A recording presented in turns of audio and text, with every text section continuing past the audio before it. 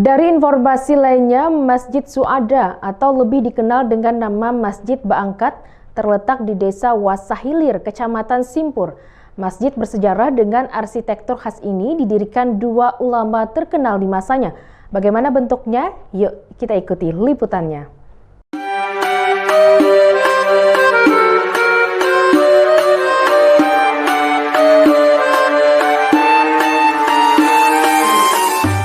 Sejarah masjid ini dibangun tanggal 28 Zulhijjah 1328 Hijriah atau tahun 1908 Masehi.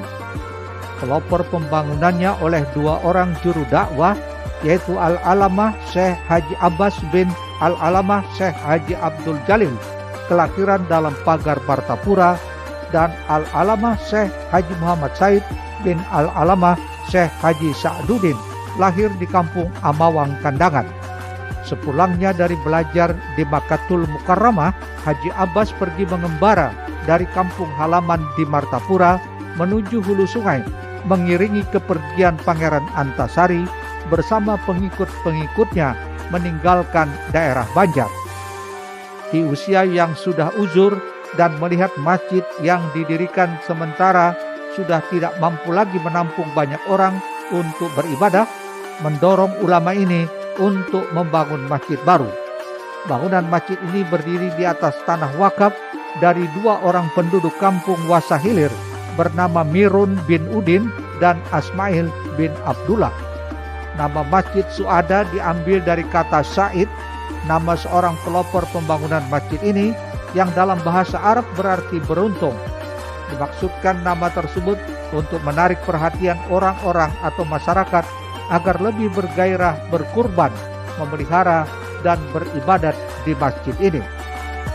Sejarah pendirian masjid ini karena beliau itu ada banyak mana sudah, artinya banyak mana datang berguru beliau. Kalau tempat beliau tadi kan awal lagi menampung, lalu beliau juga membuat masjid yang lebih besar ini. Lalu bikinlah masjid ini tahun 1998 Hijriah tadi. Lalu beliau itu mendirikan masjid ini ingin menjadikan masjid ini dengan bahan bangunannya berupa ulen, didedangkan dari Baito dan sedikit dari negara. Arsitektur Masjid Suada secara umum memperlihatkan penerapan konsep rancang bangun rumah tradisional Kalimantan Selatan yang beratap tingkat 3 dan berakhir dengan momolo pataka dan didirikan di atas tiang rumah panggung.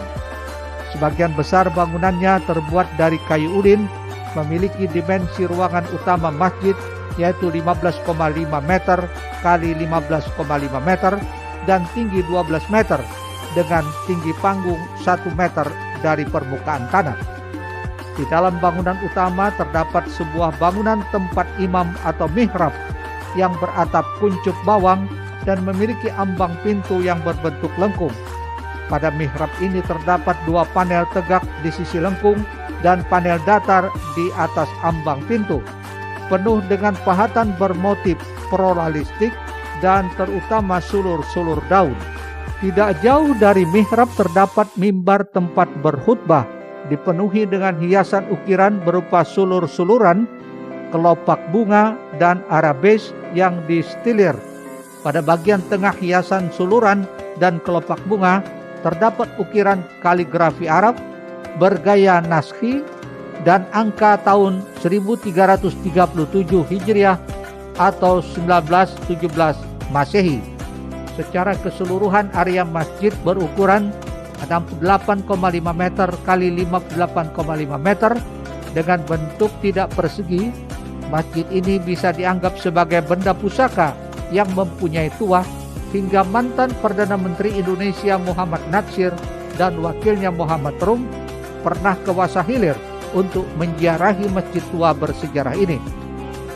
Benda sejarah lainnya yang melengkapi kesakralan masjid ini adalah sebuah prasasti yang berfungsi sebagai jam matahari atau oleh warga setempat disebut jidar. Selain itu ada juga beduk yang mempunyai nilai mistis dan historis.